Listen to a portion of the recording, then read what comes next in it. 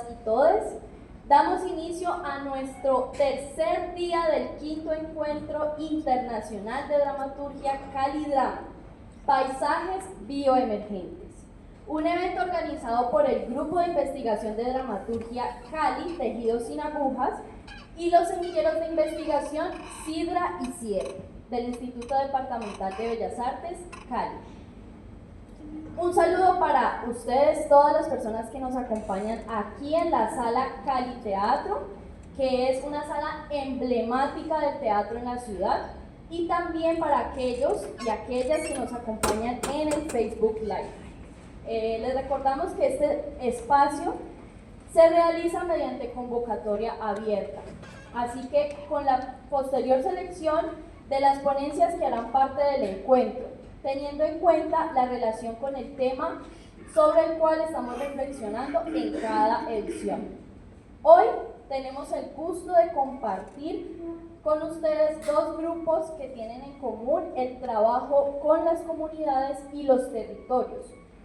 Estas ponencias son: la primera, puentes entre el teatro y las ciencias sociales, análisis de los procesos de autoconstrucción y la migración en la obra Luces de Periferia, con Francisco Domínguez, Diana Carolina Mendoza, de Pasajeros, colectivo pedagógico y teatral, y Lucy, la mujer luciérnaga, escenarios para la mediación cultural, con Elizabeth Sánchez, Jessica Rincón y Wendy Betancourt Galeán.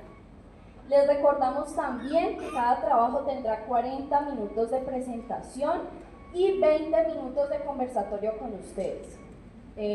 Así que muchísimas gracias. Vamos a volver a presentar la primera ponencia, que les recuerdo que es Puentes en el teatro y las ciencias sociales, análisis de los procesos de autoconstrucción y la migración en la obra Luces de Periferia, con Francisco Domínguez, Diana Carolina Mendoza, del colectivo Pasajeros, colectivo pedagógico y teatral.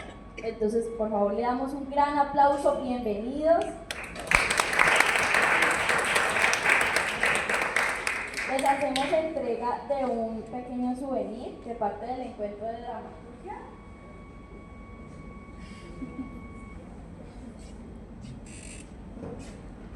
Bienvenidos.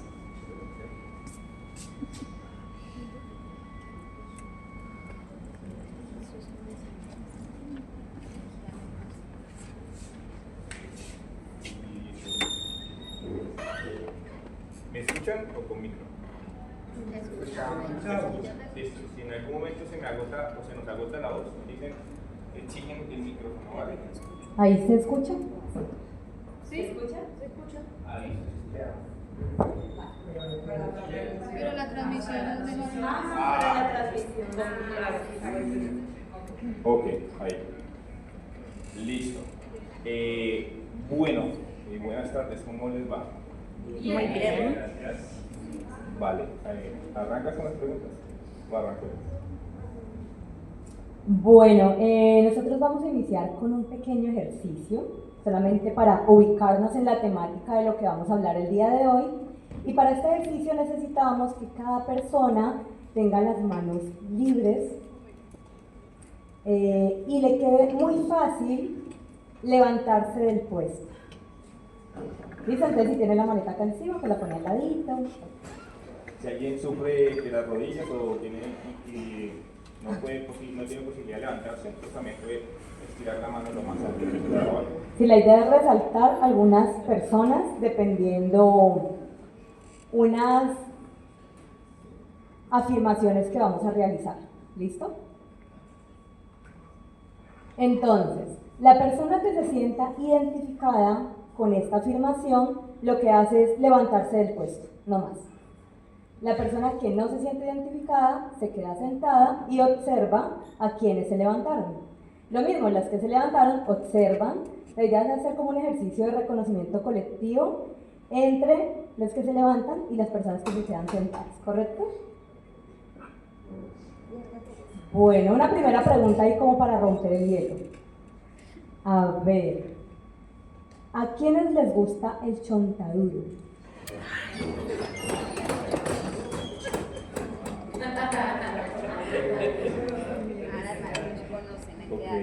¿Listo? Nos sentamos.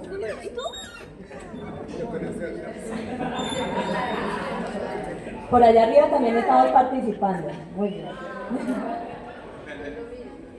Vamos a ver, una pregunta tierna por aquí.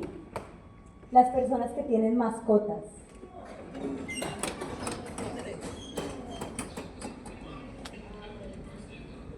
Un besito al cielo, amiga. ¿Listo?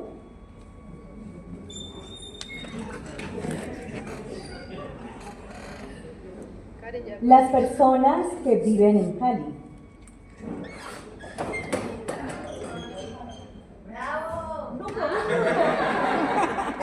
Que viven en Cali, ¿y usted dónde vive? Ay, esos no viven en Cali. ¿Dónde vive? En la buitrera. Ah, no Eso es Cali. ¿No se parte de Cali? Claro, zona rural. Chucho vive, ¿Dónde está viviendo? más ¿Dónde allá, está viviendo? sí, en las 50. Ellos ¿Listo? saben por generar misterio nomás. Para hacer, marcar la diferencia. Miramos y no juzgamos. Las personas que nacieron en Cali. ¡Vamos! Eso sí es verdad. Se está sentado, acurrucado, ¿cómo está? Ah, se divierte hermano, Arriba. Va. ¿Listo? Las personas cuyos padres o madres nacieron en Cali. Vamos a observarnos, estamos hablando de una generación atrás, tal vez. Madre o padre, así sea uno de los dos. ¿Listo? Madre o padre nacieron en Cali. ¿Listo? Ahora las personas cuyos abuelos o abuelas nacieron en Cali.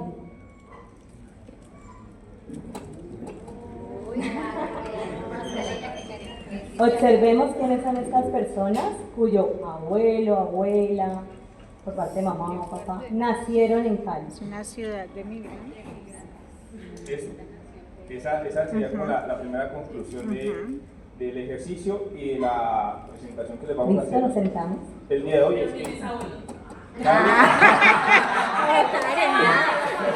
ya, sí.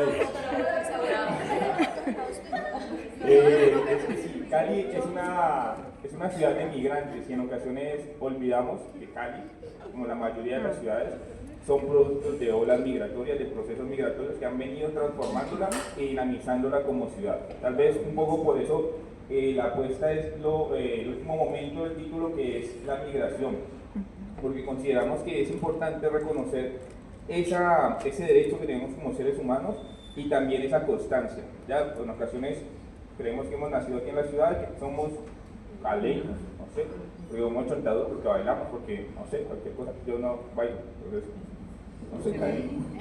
Entonces es empezar a problematizar ese tema de la migración, ¿listo? También plantear de que la apuesta de esa ponencia también es una búsqueda propia que estamos haciendo con Carolina en el tema de que nosotros venimos de las ciencias sociales.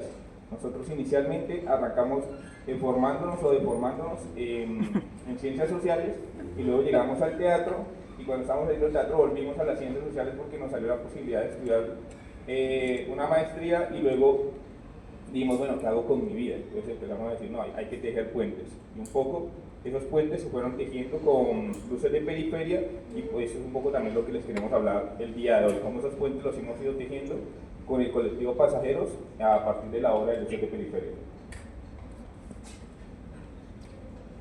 Listo. ¿Qué es Pasajeros? Pasajeros surge un año después de la firma del Acuerdo de Paz, en el 2017, y básicamente es sobre esa concepción de que todo en la vida es pasajero, de que todo pasa, pero siempre que pasa algo queda.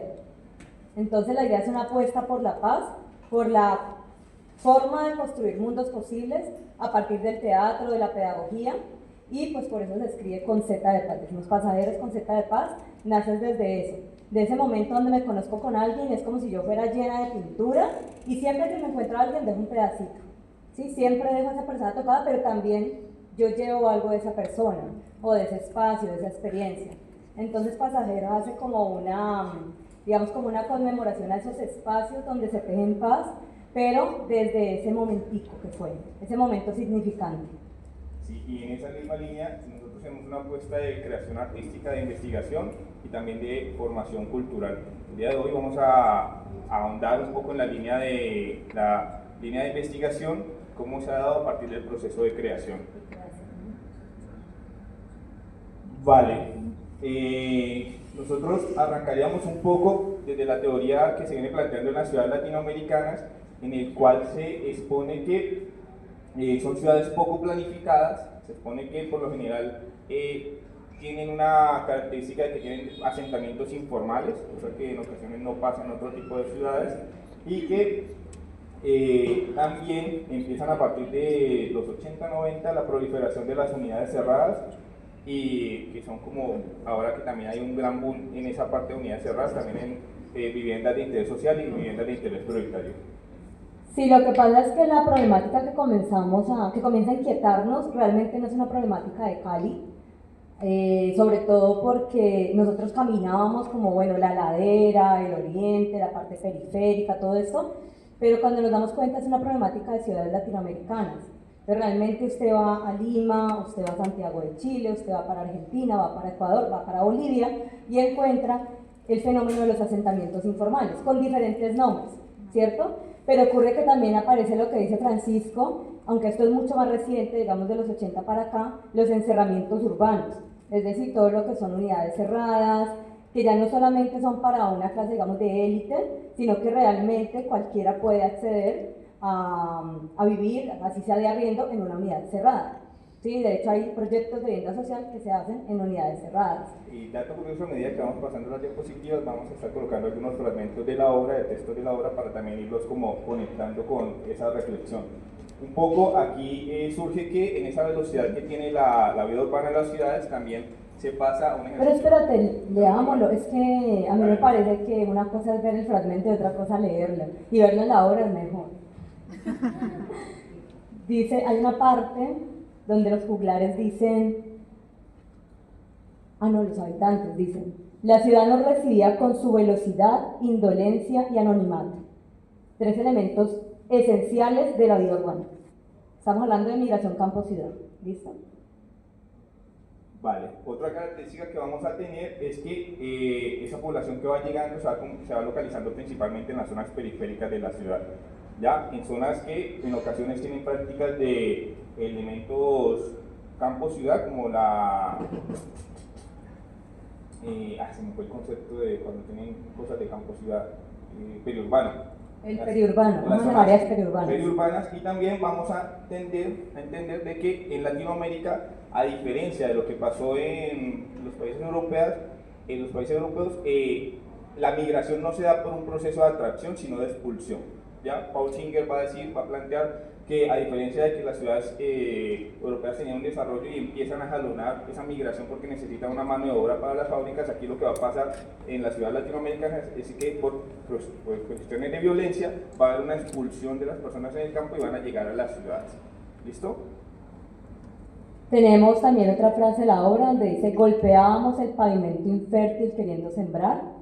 Y esto lo notamos sobre todo en las grandes migraciones de los 60, los 70, que es cuando se cubre la parte del distrito de Agua Blanca, en los 80, toda la parte de ladera, estamos hablando como una 18, 20, Terrón, incluso Altos de Menga, que es un poquito más desconocido, pero que es una población inmensa, y donde la ONU y muchas de estas estadísticas mundiales comienzan a demostrar de que la mayoría de la población mundial comienza a habitar las ciudades, es decir, los centros urbanos. Más del 50, 60, incluso 70% de la población ya habita las ciudades. Entonces muchas problemáticas que se tenían antes del campo comienzan a trasladarse también a la ciudad y aparecen nuevas problemáticas.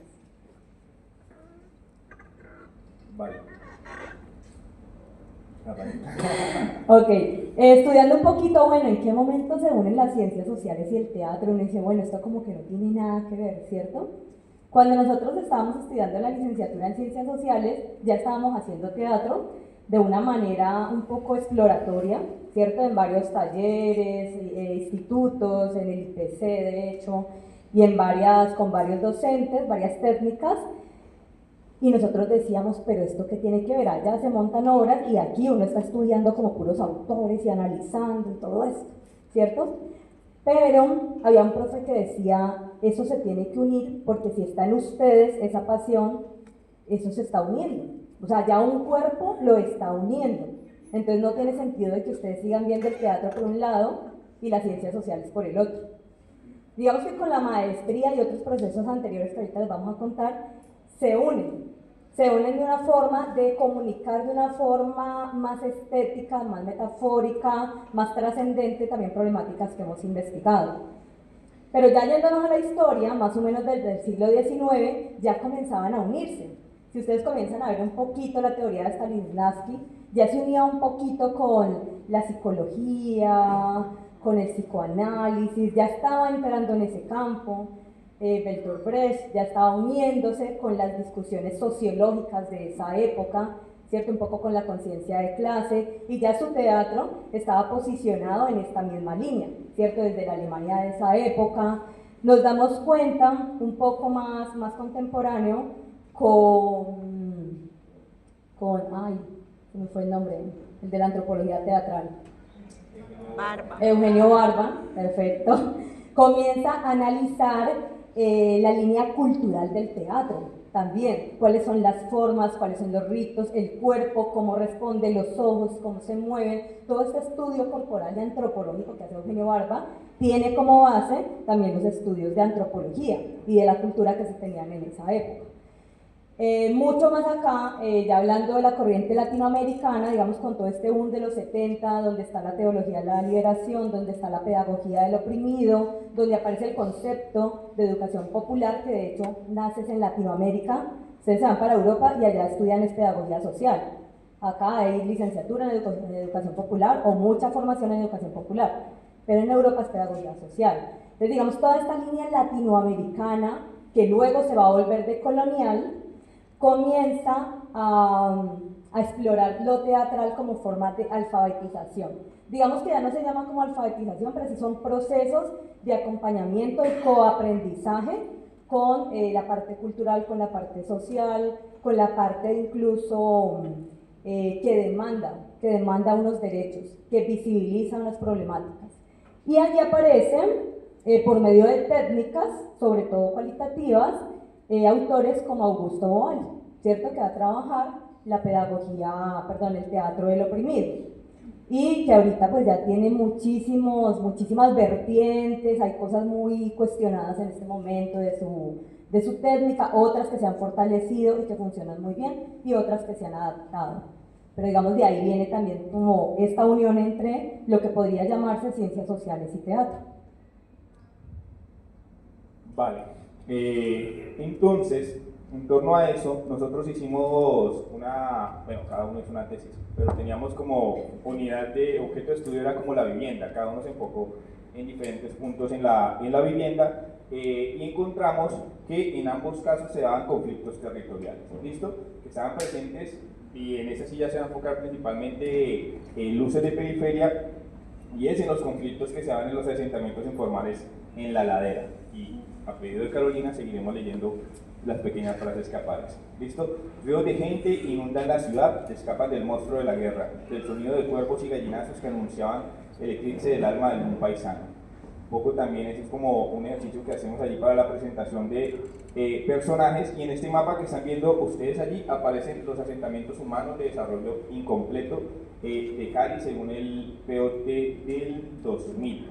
En ese momento, todas las que son las manchas tomate o las manchas coloraditas son los asentamientos que habían identificado a ese momento en la ciudad. Esto la mayoría localizados son en las zonas periféricas o en zonas cercanas también a los ríos, dependiendo de los lugares de procedencia de las migraciones. Encontramos también que Los últimos 20 años, la Comuna 19, donde está el batallón Pichincha. Perdón, sí, gracias.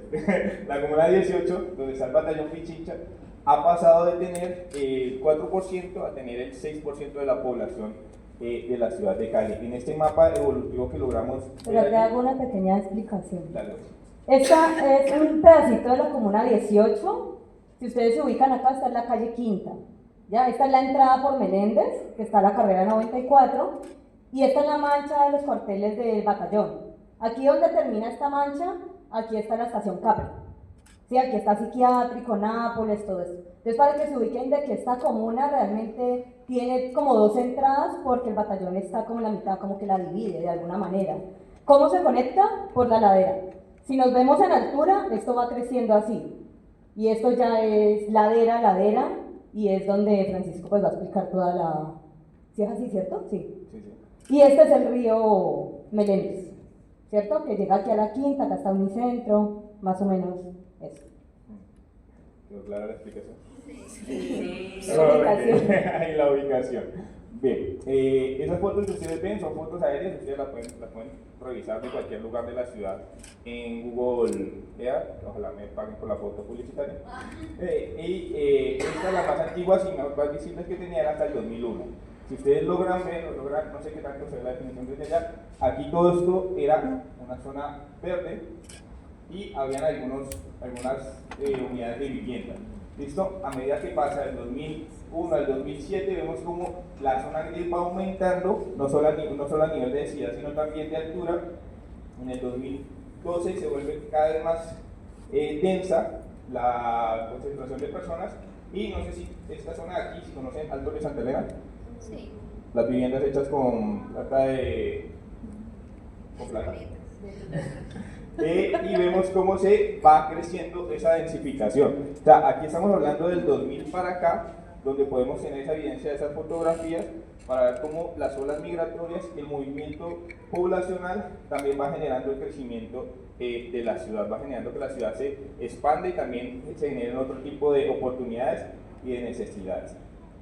Este mapa es un mapa evolutivo ya de lo que hicimos fue caminar con las lideresas de la comuna 1854, ¿sí? 54, que es sí, corregimiento de la corregimiento de la Buitrera, en el cual este es otro pedacito del anterior mapa. Este sigue siendo el río Meléndez, hasta aquí llega Cali. No sé si han llegado a ir a la Buitrera por la parte de Polvorines. Esa zona, el límite urbano de la ciudad, esa línea punteada negra, es el límite urbano. Y estos manchas tomales son los asentamientos informales. Entre más oscuro, más reciente. ¿Listo? Entre más oscuro el asentamiento, la manchita más reciente. A la fecha del último asentamiento era el árbol. No sé si lograron escuchar alguna vez una consigna que tenían las personas que se sentaban en el árbol, que era ni el guado ni el guado. Ni el árbol. Ni el árbol se cae ni nosotros nos vamos. Ya, porque era el único árbol que había allí que permitía la construcción, la identificación de ese asentamiento. Y vamos a encontrar que desde el 72 hasta el 2009 no pararon la generación de esos asentamientos informales. Esa limitación, así como asentamientos, no los tiene la municipalidad. La municipalidad tiene unas manchas allí ubicando como las áreas, pero no delimita que cada asentamiento tiene una línea temporal, tiene un proceso, una historia de por qué se crea, un grupo de personas que se ubican allí, no tiene como esos elementos y esas particularidades. ¿Vale? Y lo más también particular de nuestra idiosincrasia colombiana son los nombres que les damos.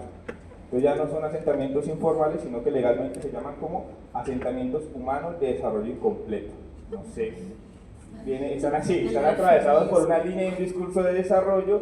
Uno podría como conectar allí que se están refiriendo a desarrollo incompleto es un poco por el acceso a las necesidades básicas insatisfechas, ¿ya? Que vamos a ahondar un poquito más adelante. No, y que el nombre ha cambiado de país a país, ¿no? En algunos países son campamentos, en Brasil digamos las favelas, en Argentina son las villas miserias, que le llaman. Aquí hubo un nombre que fue fatal antes de este, que eran asentamientos subnormales, ¿no? Entonces le llamaban asentamientos subnormales y así la gente los nombraba, o sea, los académicos y todo, y decía, ¡uf, qué fuerte! Sí, sí, sí. Y por lo menos hay un autor que se llama Mike Davis que le llama slum miseria, los slum, que hace referencia también a el agotamiento del sistema de tener esa población, esos obreros de reserva, y es como que si en estas localidades, en esos espacios, se ubican aquellas personas que no tienen posibilidad de vincularse económicamente. Es también súper densa la forma de la descripción que tiene este personaje. Ay, pero léela. Allá. La historia sucede en la periferia de una ciudad, allá, donde los barrios están pletóricos de zinc, sin agua, sin luz, sin alcantarillado. Aquellos barrios que no aparecen en el mapa, pero dan vida a nuestras historias. Entonces, eso, ahí está yo creí que estaba en la diapositiva más adelante. Pero bueno, ahí está lo de por qué le llaman desarrollo incompleto. En torno a eso, nosotros descubrimos que en esta línea desde los 50 para acá, que se han venido dando asentamientos informales en las ciudades, hay 3 momentos de conflicto. ¿Ya? Un primer momento que es un conflicto por asentar, por llegar, por estar en ese territorio. No sé si alguno hace esto en todo de Bellas Artes, la mayoría de todas las personas que están aquí. ¿Cómo se llama? La casa, los inquilinos de la ira, una presentación que hicieron. Ahora que hicieron de Jaironía al niño, Ajá, de la profesionalización. del profe Pedro. Claro, nosotros veíamos esa obra y decíamos, wow, conecta a nivel de universo muy similar, esos procesos y los repertorios que genera la gente para la toma de los espacios. Luego, pasan años, hay un proceso de solidificación o de materialización de estos barrios y ya son conflictos por mantener, ¿listo? Por acceder cada vez más a ciertos servicios, por calles pavimentadas, por acceso a sistemas de transporte y demás. Y luego llegan los recientes juegos, que fue como el descubrimiento que se hizo en esta tesis, que son por detener. Y es cuando el municipio decide que ya no está prohibido construir en estos lugares y empiezan a construir viviendas de interés social. Un caso, Altos de Santa Elena, La Luisa, Semillero, Mirador Campestre, varios elementos que encontramos allí. La obra... Hay una mano levantada. ¿Ah, sí? Me imagino que para esta diapositiva, ¿cierto? Pues para saber y entender un poquito el contexto, si ustedes tienen de dónde vienen esas migraciones. O sea, siento que estos asentamientos llegan muchos del Cauca, algunos del Pacífico hacia el otro lado. Entonces me imagino que eso también va teniendo esas historias y esas formas de habitar los espacios. Que los del Cauca, digamos, fueron muy a la periferia porque los estaban integrados, buscaban mucho lo que tuviera el campo, la montaña. No sé si eso van a hablar ahora, pero bueno, pues me parece interesante saber si lo toman en cuenta. Como esos asentamientos de dónde vienen y esas historias como que tengan.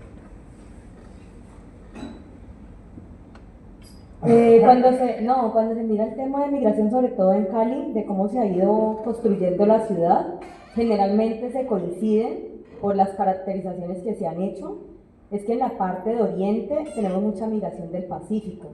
Estamos hablando de Chocó, Buenaventura, generalmente es población afro. Y sobre esa hay un estudio que hizo la Fundación Carvajal, donde hace como la metáfora de ríos y plantea como el punto de origen hasta el punto de llegada. Es una fotografía muy bonita como de eso. Es un ejercicio de cartografía que hacen ellos. Ajá. Y en la parte de ladera, que es donde nosotros hicimos el estudio, porque nos ubicamos en la Comuna 18, encontramos por lo menos, hay algunos resguardos indígenas, pero también tenemos mucha población de los sures, todo lo que es Nariño, todo lo que es Cauca, incluso uno que otro de la parte de Caldas, ¿cierto? Un poquito como el eje cafetero.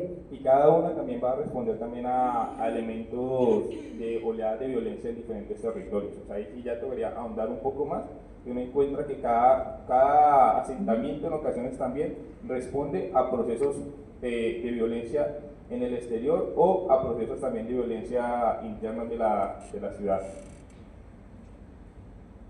¿Vas a explicar algo más de eso, de los tipos de conflictos? No, ya, con ese nos quedamos. Ya iba a decir que por lo menos luces de periferia, que ya para entrar a hablar de la obra y un poco más ahondar también en esa construcción de los relatos, se ubica en los conflictos por asentarse y por mantener. Es decir, la protagonista de la obra llega a un asentamiento que ya está establecido y va a estar en ese proceso en el cual se van a dar conflictos por mantenerlo. El asentamiento está como entre esos dos, ¿no? O sea, se instaló hace poco y está tratando de que no los desalojen, como es el contexto de la obra. Listo. Bueno, la obra Luces de Periferia, nosotros sentimos que comenzó mucho antes de que se escribiera. Bueno, acá dice, la historia sucede en la periferia de una ciudad, en aquellos barrios que no aparecen en el mapa, pero dan vida a nuestras historias. ¿Qué pasa con esto? Luces de Periferia nosotros lo nombramos con este pequeño párrafo, y dice, todo comenzó con una anécdota familiar, un cuento que nunca vio a la luz, una investigación sobre autoconstrucción, visitas a las periferias, encuentros fugaces y un objetivo común. Entonces, cuando aparece la obra, lo que ocurre es que lo primero que apareció ahí fue una anécdota familiar, porque casualmente todo lo que uno hace pues tiene algo de uno. Ya, entonces tiene algo como de su historia, de su vida, y uno dice, venga, cuando vivíamos cómo eran estos lugares, ya, cómo los habitábamos, por qué el suelo era así, por qué la casa era así, quiénes estaban ahí, qué significaba no tener luz y colgarse, digamos, de un cable, y por qué manteníamos tanto tiempo sin luz. Entonces hubo un proceso como propio, digamos que ahí no estábamos pensando en escribir la obra, ni siquiera estábamos pensando en una obra, pero digamos que se contaba esa historia a nivel familiar. O sea, cada tanto esa historia estaba presente, ahí ni pensábamos escribir una obra. Luego, por cosas de la vida, estamos en un taller de cuento, de escritura de cuento, y aparece el cuento que tú ibas a escribir, que nunca se escribió. Y que el profesor decía, bueno, Francisco, y entonces... Y ese cuento tenía una idea potente, muy bella, y era una idea como del realismo mágico. Esa idea de que algo extraño sucede, pero nadie se pregunta por qué sucede, sino que la gente interactúa con esa cosa extraña que está sucediendo. Y entonces ahí comienza a aparecer la luz que no existía en estos barrios, de una manera como mística, metafórica, extraña, y ese cuento quedó ahí más o menos, como al año nos encontramos con el profe, le dijimos, ve, eso se volvió una obra de teatro. ¿Y el qué? ¿Cómo así? ¿El cuento? No, no se volvió cuento. O sea, realmente el proceso de escritura sirvió como para otra cosa y tiempo después. Luego aparece la investigación, porque ahí sí fue como en paralelo, ¿cierto? Mientras hacíamos la investigación, como que venga estos datos, esas historias de vida, venga vamos a patonear estas periferias y conociendo cada vez más todas estas narrativas, y luego apareciendo las personas que se quieren sumar y dice, venga, pues hagamos algo ahí. Y comienza el objetivo común de montar la obra. Además, por el otro interés y la crítica que uno a veces tiene en la academia, y es que todos esos escritos se quedan guardados en los anaqueles del olvido. O sea, usted hace una tesis o lo que sea que haga y eso queda o publicado en algo que nadie va a ver o queda guardado por allá. Entonces dijimos, la obra tal vez sea una mejor forma de darle vida a lo que hemos investigado y una forma de hablar más de esto. Y casualmente pues creo que ha funcionado, ¿no? Vale, sí, yo creo que eso fue uno de los elementos que potenció más la escritura, y fue que nosotros teníamos clases con un profesor que a la ventana se veía la biblioteca, que era un edificio gris. Él decía, allá, ustedes tanques pensantes de Latinoamérica, allá van a quedar todo lo que escriban en ese edificio gris, y nadie más lo va a leer, ni nadie va a saber qué hicieron con ese momento de investigación. Y empezábamos a pensar que el arte, como plantea Nicolás, es una forma de circulación y de reconocimiento y darle vida a las obras. Yo tengo una metáfora con las cartas Sakura, no sé si conoces las cartas Sakura. ¿Sakura qué cartas? ¿Eran Sakura? Ya, cuando Sakura las escoge y luego les tiene que empezar a estar utilizando, porque si no se mueren. Para mí las obras son como eso, uno tiene una creación, es como que tengo que rotarla, moverla, circularla, porque ya como uno siente que la obra se va enfriando y se va muriendo. Debemos acelerar un poquito, nos quedan 5 o 6 minutos. Ok. Vale, en la gestación tuvimos varios momentos. Realmente la escritura y reescritura de la obra comenzó en el 2019. Cada vez que se monta y se remonta, se reescribe. Generalmente hay algo que cambia, hay algo que se modifica, ya no pensamos igual, hemos crecido, no sé. Montajes y remontajes desde el 2020, ya saben cuál es ese año, ¿cierto? Hasta la actualidad. Comienza con un formato de radioteatro en el 2020, digamos que es la primera forma en que nace al público, y luego ya en un teatro grabado que fue de manera virtual. No, ponete al radioteatro un momentico. Entonces en el radioteatro tenemos una grabación de 15 minutos donde se dan una sesión de derechos de transmisión para unidad y población invidente, ¿cierto? Donde la obra, digamos, tiene una transformación en el guión grandísima, sobre todo para tener mucho estímulo sonoro de lo que iba sucediendo. Luego, en el mismo 2020, tenemos un reto pandémico y es que queremos montar la obra y cada uno está en su casa. Entonces, ¿qué hacemos? Desbaratamos ese guión y decimos cada personaje va a contar su historia. O sea, realmente cada personaje va a contar su versión de la obra. Entonces pusimos, cuando ya se logra publicar esto, ocurre que estos son los 4 personajes en ese momento de la obra. Está el juglar, está la vecina del asentamiento informal, que es la que recibe a la madre, que es esta última que está aquí, que es la madre que viene desplazada por la violencia, y el traficante. El traficante de luz va a ser muy importante porque va a ser ese personaje que descubrimos en pandemia, que es muy torpe, pero que realmente lo único que hace es sembrar el gusanito del mal, de la cizaña. Él realmente puede que ni sea malo, pero sencillamente da las ideas para que todo se acabe, o sea, para que todo sea peor, ¿sí? Entonces, cada monólogo duraba 10 minutos y teníamos un monólogo adicional que le llamamos disque proceso creativo, y era el dramaturgo escribiendo la obra. Ese era el último monólogo. Entonces quedó un teatro grabado de 50 minutos, cada uno con materiales, trabajando en su casa hasta que logramos reunirnos. Grabamos como hasta las 3 de la mañana, como 3 días seguidos. Y el dramaturgo al final lograba contar el tema de los asentamientos, daba unas cifras, se enredaba con las palabras y al final decía, se va a llamar Luces de Periferia. Y ahí terminaba la obra, con unos retos de hipérbole grandísimos, porque imagínese usted desde su versión de personaje contando la obra y el otro también contándola y el otro, y entonces qué va antes, qué va después y qué va a la vez. Para nosotros se entendía. Y así se publicó y participó en festivales virtuales. Y ya en el 2021 llegan las tablas. La obra es una obra de 45 minutos que tiene 2 actores, 2 actrices. En este momento tiene 27 presentaciones. Aquí está una de las frases de la obra inspirada en el asentamiento del árbol, y es: ni la guadua se cae ni nosotros nos vamos.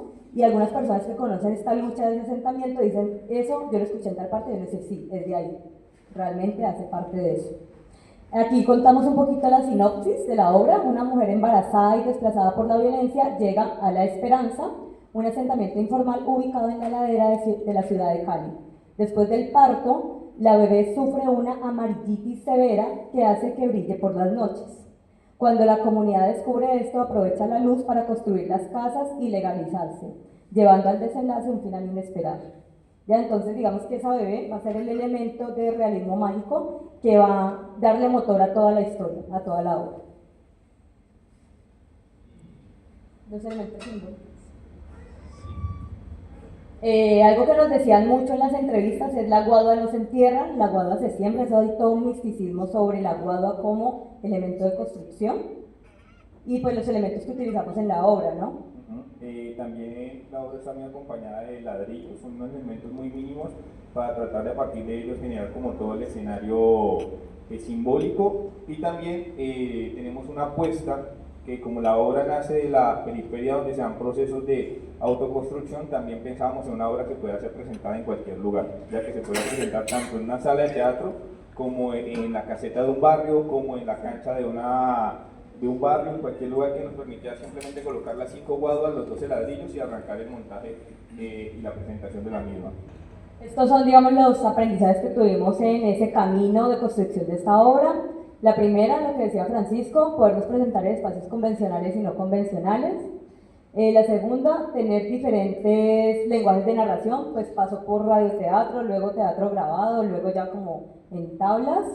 La construcción de una escenografía mínima con elementos simbólicos. Hacemos la música también con los elementos, la guadua, el ladrillo, digamos, hace parte de la musicalidad de la obra, de la construcción, está muy presente. La presencia del realismo mágico y también, como en otras obras, la fantasía en el texto dramático y la puesta en escena. En este caso sería el elemento de la bebé que alumbra, ¿cierto? y la participación del Koken o los Koken dentro de la obra como un intérprete dramático entre el cambio y cambio de escena. Digamos que estos aprendizajes es casi como una búsqueda de identidad del colectivo, de pasajeros. Digamos qué es lo que nos gusta, qué nos identifica y para dónde van las otras obras que tenemos. Listo. Y en el año 2024 la publicamos en la revista de Bellas Artes. Para que la quieren consultar, ahí está el texto, en Escena de Papel está la versión de esa época. Sí, la versión de ese momento en el que la enviamos. Estos son como los festivales en los que ha participado también. Uno de esos festivales es gestado por uno de los integrantes del grupo, que viene también de procesos de esquina y viene con procesos con nosotros y decide también llevar el Festival de Teatro Festemira Miranda. Listo, y para cerrar queremos presentarles un pequeño video y ya sí abrimos las preguntas, ¿les parece? De la circulación que hizo la obra por unos espacios del Valle del Cauca.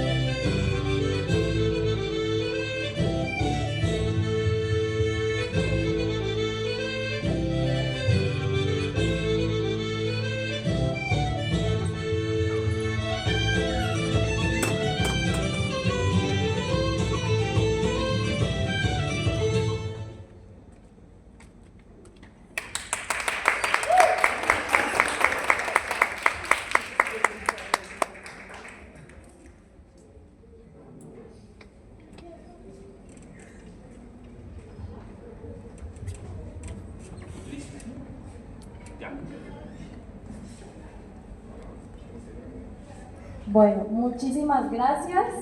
Gracias a los ponentes, gracias al público. ¿Tenemos alguna pregunta? Abrimos el conversatorio y también a través del Facebook Live nos pueden hacer sus preguntas. Ahí estaremos poniéndole voz para responderlas. ¿Alguien de acá del público tiene alguna pregunta? Bueno, por ahí.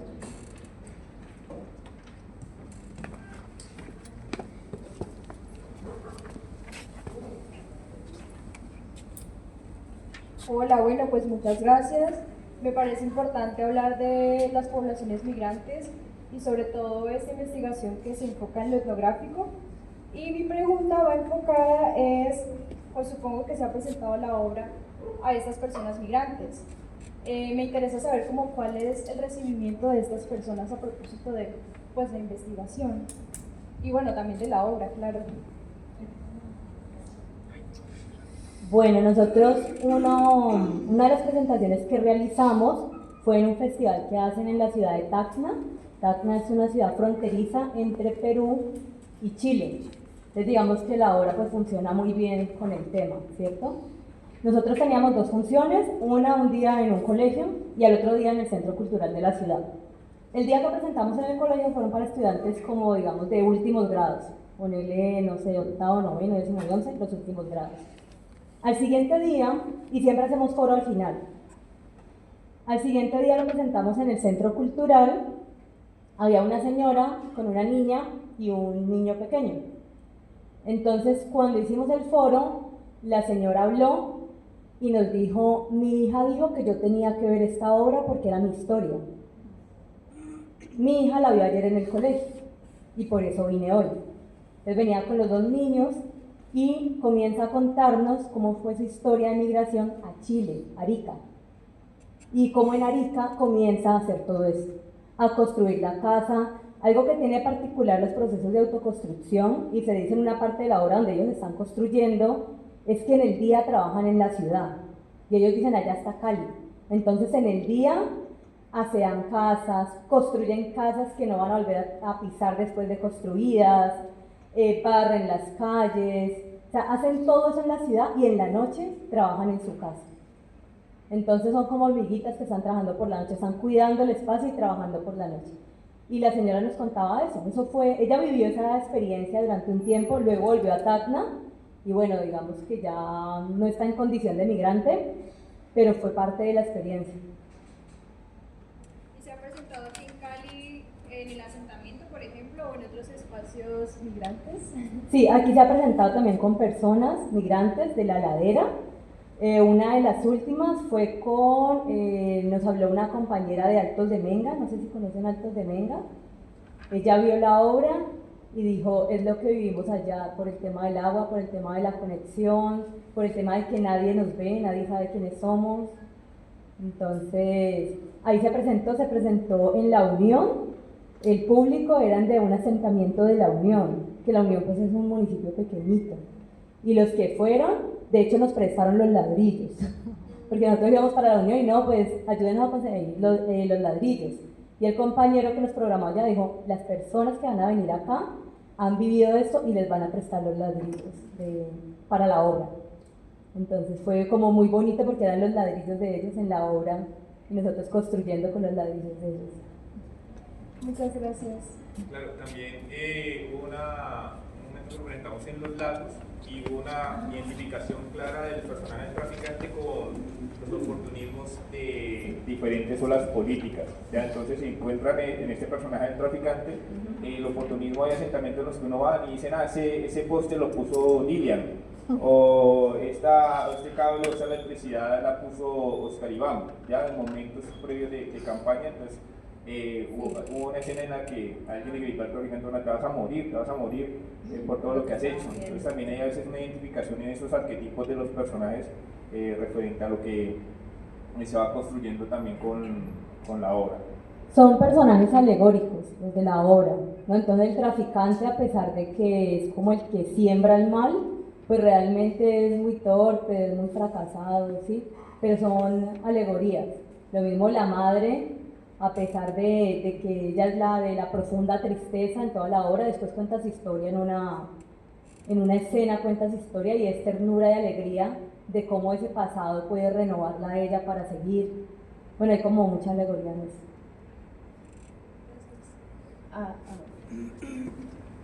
Y para el compañero que había preguntado ahora, Oriente Estéreo tiene una investigación que se llama La Oraloteca. Ellos hicieron en la Oraloteca relatos de niños, de adultos y de personas mayores y los fueron documentando. Uno puede entrar allí y va a encontrar diferentes barrios, pues Puerta del Sol, Manuela, la construcción de los barrios del Oriente, contada por ellos. Va contando un poquito cómo hacían ese momento.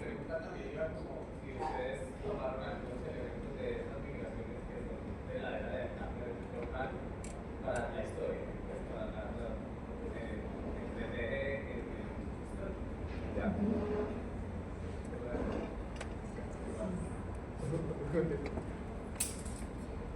y, por ejemplo, ¿ustedes pensaron en el tema para llegar a esa población o el tema los llevó para llegar a esa población? O sea, ¿cómo es la relación entre lo que habla la obra y el público donde lo presentan?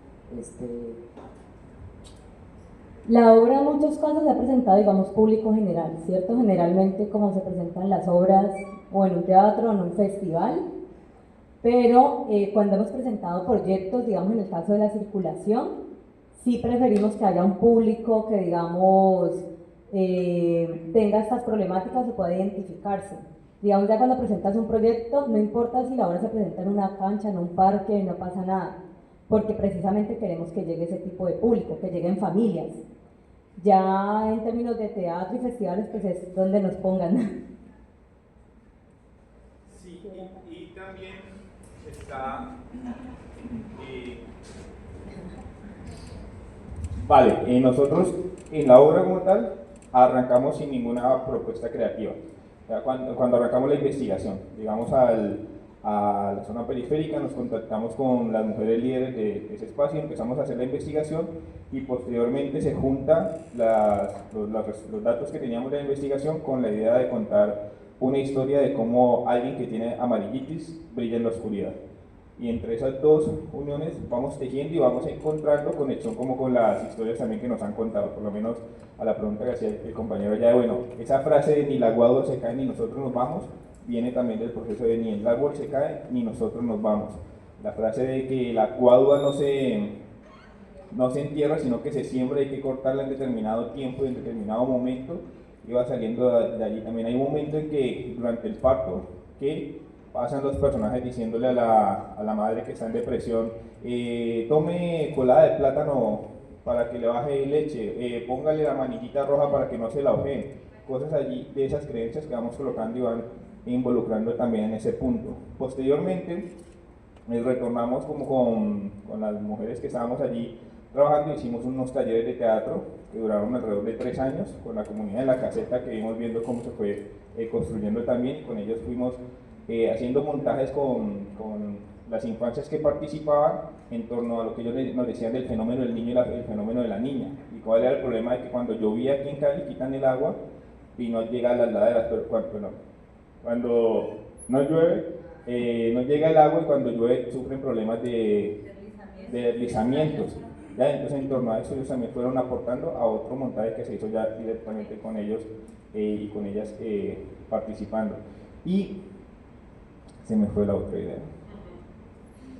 Ya, que hay una linealidad, y es que la protagonista de la obra es una mujer y quien la recibe es una mujer, porque también fue algo que descubrimos en el proceso de investigación, que las lideresas o quienes se encargaban de los procesos de liderazgo en los territorios a los que nosotros fuimos eran mujeres, quienes se encargaban de llegar o de construir también ese territorio, ese espacio, eran las mujeres las que están allí, por eso también está esa línea. Y en el caso de los hombres, los que más son asesinados en momentos de conflicto. Entonces las mujeres a veces migran solas, ya llegan solas, y nosotros decíamos, claro, la madre llega muy joven a la ciudad, Doña Sola, porque se llama Doña Sola la lideresa, Sola con Z, pero parece que fuera con S. Entonces Doña Sola la recibe, que ya es una señora mucho más mayor, y seguramente Doña Sola en su juventud fue ella, fue la madre, y seguramente la madre cuando esté mucho mayor va a ser Doña Sola, que va a seguir recibiendo a aquellas que lleguen. Y con lo que preguntaba también el compa, hay un elemento que salía en las entrevistas, y son los procesos de entregue el asentamiento, entregue la vivienda que tiene allí y le damos una vivienda de interés social. Y las personas tienden a decir, no, esas son cajitas de fósforos, que me voy a meter allí en esos espacios, y también está ahí como en la obra, pasar de un espacio que han venido construyendo, haciendo durante casi una generación de más de 80 metros cuadrados a una casa, apartamento que puede estar entre los 40 a 45 metros cuadrados. No hay un hábitat ahí, una relación. Otra pregunta.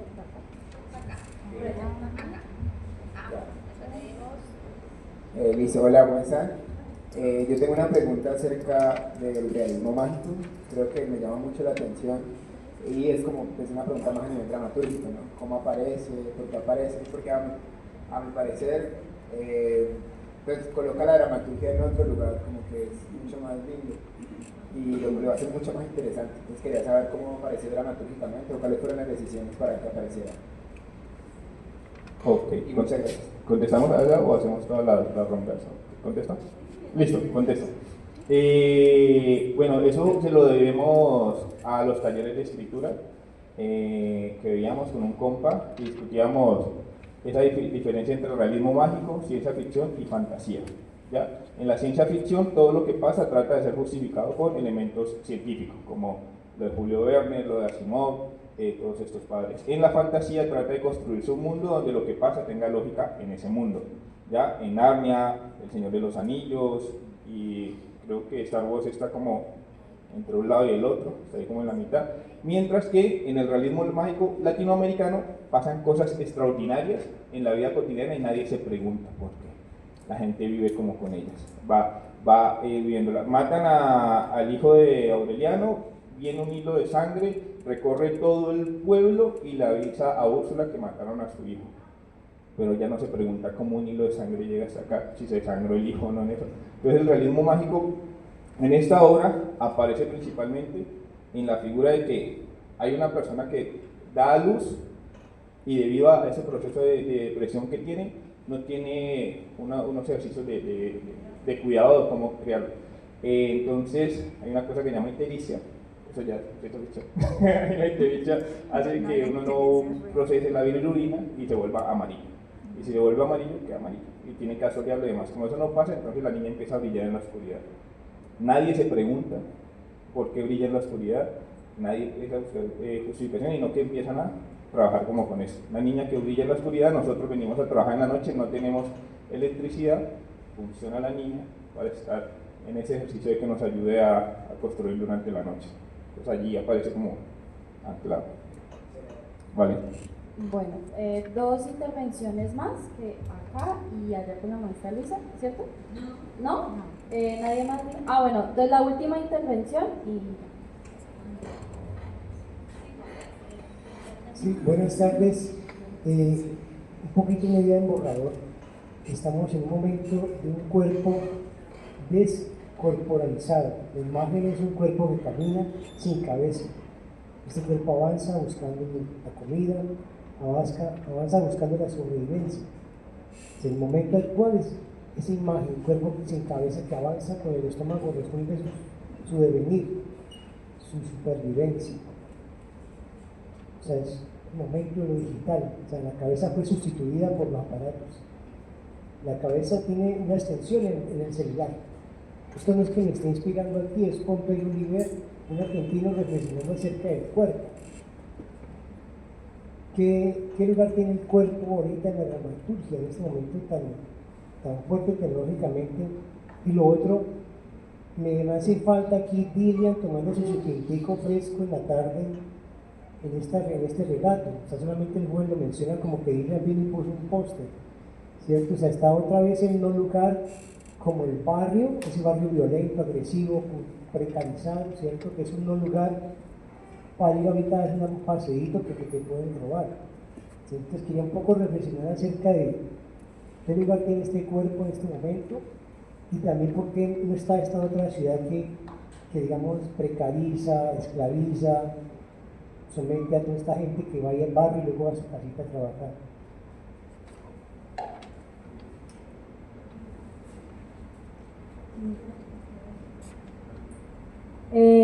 Algo que sucede cuando comenzamos a hablar de esta población, el asentamiento La Esperanza, que en este caso es ficticio, puede ser que exista o no, pero para nosotros es una ficción, es que también comenzamos a no romantizarlo, ¿cierto?